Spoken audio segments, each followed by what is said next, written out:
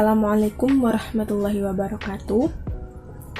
Halo teman-teman, welcome to my channel.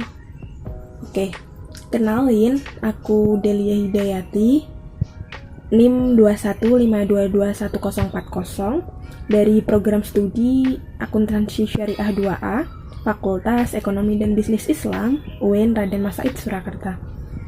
Nah, pada video kali ini aku mau bahas soal profil dan pemikiran 4 imam mazhab. Video ini aku buat untuk memenuhi salah satu tugas dari mata kuliah usul fikih. Oke, sebelum masuk ke pembahasan mengenai profil dan pemikiran dari keempat imam mazhab, alangkah baiknya kalau kita tahu dulu pengertian dari mazhab itu sendiri. Nah, teman-teman ada yang tahu nggak sih apa yang dimaksud dengan mazhab itu? Oke, kata mazhab sendiri itu berasal dari bahasa Arab yang memiliki makna jalan yang dilalui atau dilewati. Mazhab adalah penggolongan suatu hukum atau aturan dalam melaksanakan ibadah dalam agama Islam. Menurut ulama dan juga ahli agama Islam, definisi mazhab adalah metode yang dibentuk melalui proses pemikiran dan juga penelitian yang kemudian dijalankan hingga dijadikan pedoman yang ada batasnya. Nah, di dalam Islam itu ada 4 mazhab terbesar yang banyak dianut oleh umat muslim di seluruh dunia. 4 mazhab tersebut digagas oleh 4 ulama besar yang hasil pemikirannya itu sangat berpengaruh dalam menjalankan hukum-hukum Islam. Oke, setiap di antara mereka itu memiliki pendapat yang berbeda dalam memberikan atau menjatuhkan hukum terhadap suatu perkara. Dan setiap di antara mereka juga memiliki ciri khas dalam menetapkan hukum pada suatu perkara. Oke, 4 imam mazhab ini di antaranya adalah ada Imam Hanafi, ada Imam Maliki, Imam Syafi'i, dan juga Imam Hambali. Oke, teman-teman, akan kita uraikan satu persatu profil dan pemikiran dari keempat imam mazhab. Imam mazhab yang pertama yaitu Imam Hanafi. Nama lengkap dari Imam Hanafi adalah Abu Hanifah Al-Nu'man bin Thabit Ibnu Zuta Al-Taimi. Beliau lebih dikenal dengan panggilan Abu Hanifah. Abu Hanifah berasal dari Arsi dan beliau lahir di Kufah pada tahun 80 Hijriah atau 699 Masehi dan wafat di Baghdad pada tahun 150 Hijriah atau 767 Masehi. Abu Hanifah hidup pada 2 masa, yaitu pada masa akhir dinasti Umayyah dan pada masa awal dinasti Abbasiyah. Abu Hanifah adalah putra dari Sabit bin Zuti, seorang keturunan Persia. Dan ayah Abu Hanifah ini adalah seorang pedagang besar, ahli fikih, dan seorang tokoh masyarakat. Imam Abu Hanifah berkonsentrasi dalam bidang fikih, tetapi ia juga mempelajari dan menguasai bidang-bidang lain, yaitu bidang qiraat, bidang Arabiyah, dan ilmu kalam. Selama hidup, Imam Abu Hanifah ini sangat bersungguh-sungguh dalam menuntut ilmu sebanyak-banyaknya. Beliau juga memiliki kelebihan di bidang teori, analogi, dan logika, sehingga beliau dikatakan sebagai tokoh rasional. Menurut para ahli sejarah, bahwa di antara para guru Imam Abu Hanifah yang terkenal adalah Anas bin Malik, Abdullah bin Haris, Abdullah bin Abi Aufa, Watsilah bin Al-Aqsa, Ma'akil bin Ya'sar, Abdullah bin Anis, dan Abu Taufail atau Amir bin Watsilah. Kemudian ahli fikih yang menjadi guru beliau yang paling terkenal adalah Imam Hamad bin Abu Sulaiman yang wafat pada tahun 120 Hijriah. Imam Abu Hanifah berguru ilmu fikih kepada beliau dalam kurun waktu sekitar 18 tahun. Imam Abu Hanifah adalah ulama ahli fikih yang dikenal sebagai pendiri dari mazhab Hanafi. Mazhab ini berkembang di kalangan umat muslim Sunni di Afghanistan, Irak, Persia, Mesir, Turki, Cina, Rusia, dan juga sebagian Afrika Barat. Diceritakan oleh Muhammad Abu Zahrah bahwa Abu Hanifah adalah seorang faqih dan ulama yang lebih banyak menggunakan al-ra'yu atau akal pikiran, atau setidak-tidaknya lebih cenderung rasional dalam pemikiran ijtihadnya. Kemudian, dasar-dasar metodologi yang digunakan oleh Imam Abu Hanifah dalam membuat suatu hukum adalah Al-Quran, Sunnah, pendapat para sahabat Nabi, ijma', qiyas, dan juga istihsan. Oke, selanjutnya imam mazhab yang kedua adalah Imam Malik. Nama lengkapnya Abu Abdillah Malik bin Anas al-Asbahi al-Arabi bin Malik bin Abu Amir bin Harith, atau yang sering dikenal dengan nama Imam Malik. Beliau lahir di Madinah pada tahun 93 Hijriah atau 713 Masehi. Imam Malik telah hafal Al-Quran sejak masih kanak-kanak. Awal mulanya beliau berguru kepada seorang ulama yang bernama Rabi'ah.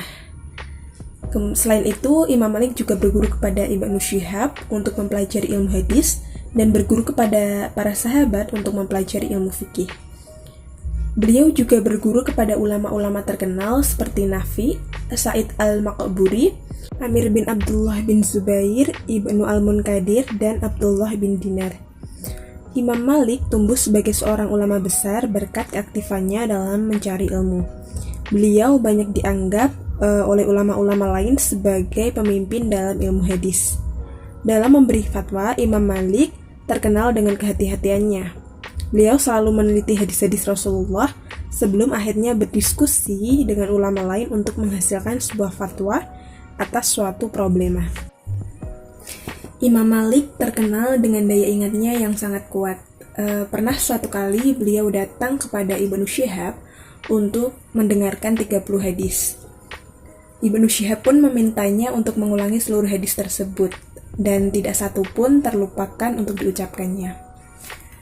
Imam Malik dikenal sebagai sosok ulama yang cerdas dan sekaligus pendiri dari mazhab Maliki. Mazhab ini dianut oleh sebagian besar umat muslim yang dominan tinggal di kawasan Hijaz, bagian dari Arab Saudi, terutama di Madinah. Mazhab ini juga tersebar hingga ke Afrika Utara dan Eropa. Banyak pemikiran dari Imam Malik yang menggunakan pendekatan tradisi dari warga Madinah. Imam Malik dalam menetapkan suatu hukum Islam, beliau berpegang pada yang pertama Al-Quran, kemudian Sunnah, ijma' ahlu al-Madinah, fatwa sahabat, hadis ahad dan qiyas, al-istihsan, maslahah al-mursalah, sat al-zara'i, istishab, dan syar'u man qablana syar'un lana. Oke, selanjutnya imam mazhab yang ketiga yaitu Imam Syafi'i. Pendiri dari mazhab Syafi'i ialah Imam Syafi'i. Beliau lahir pada bulan Rajab tahun 150 Hijriah atau 767 Masehi, bertepatan dengan tanggal wafatnya Imam Abu Hanifah di Gaza, bagian selatan Palestina. Nama lengkap dari Imam Syafi'i adalah Abu Abdillah Muhammad ibnu Idris, ibnu Abbas, ibnu Syafi'i, ibnu Sa'ib, ibnu Ubaid, ibnu Yazid, ibnu Hisham, ibnu Abdul Muthalib, ibnu Abdul Al-Manaf, ibnu Qusay Al-Quraisyisi. Ayah Imam Syafi'i meninggal ketika Imam Syafi'i masih kecil, baru berusia sekitar 2 tahun. Dan Imam Syafi'i dibesarkan oleh ibunya dalam keadaan fakir. Dalam asuhan ibunya, beliau dibekali pendidikan sehingga pada umur 7 tahun Imam Syafi'i sudah dapat menghafal Al-Quran. Beliau juga mempelajari Al-Quran kepada Ismail ibnu Konstantin, seorang qori asal kota Mekah. Salah satu keistimewaan dari Imam Syafi'i, ada sebuah riwayat yang mengatakan bahwa Imam Syafi'i pernah menghatamkan Al-Quran dalam bulan Ramadan sebanyak 60 kali. Mengingat luasnya buah pikiran Imam Syafi'i tentang segala aspek ilmu pengetahuan, dapat kita lihat Imam Syafi'i mempunyai dua pandangan yang dikenal dengan nama Qaul al-Qadim dan Qaul al-Jadid. Qaul Qadim terdapat dalam kitabnya yang bernama Al-Hujjah yang dicetuskan di Irak, sedangkan Qaul Jadidnya terdapat dalam kitabnya yang bernama Al-Um yang dicetuskan di Mesir. Imam Syafi'i tidak menyukai ilmu kalam, karena ilmu kalam itu dibangun oleh golongan Mu'tazilah, di mana mereka menyalahi jalan yang ditempuh ulama salaf dalam mengungkapkan akidah dan Al-Quran.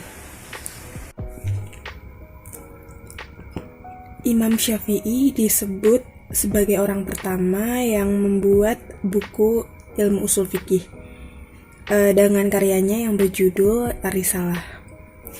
Ada beberapa dasar hukum yang dipakai oleh Imam Syafi'i sebagai acuan pendapatnya, yaitu yang pertama adalah Al-Quran dan Sunnah, yang kedua yaitu Ijma', yang ketiga Qiyas, dan yang terakhir adalah Istidlal.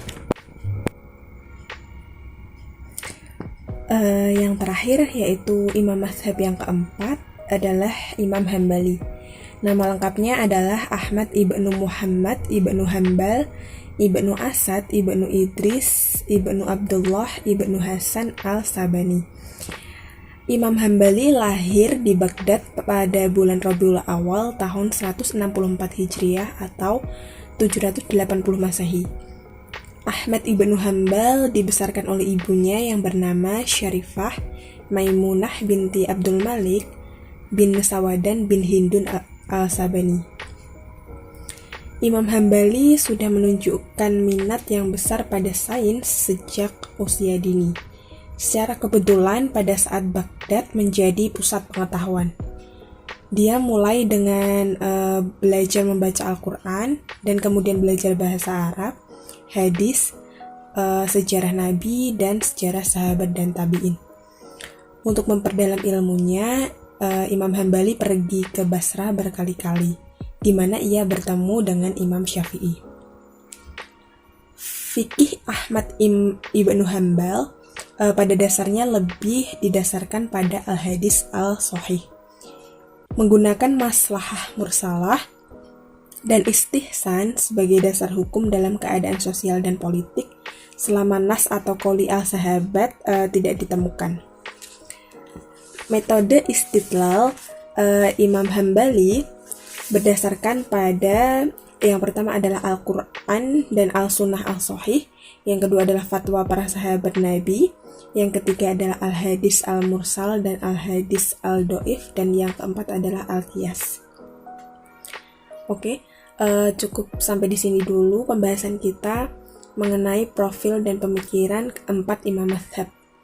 Terima kasih, semoga bermanfaat. Wassalamualaikum warahmatullahi wabarakatuh.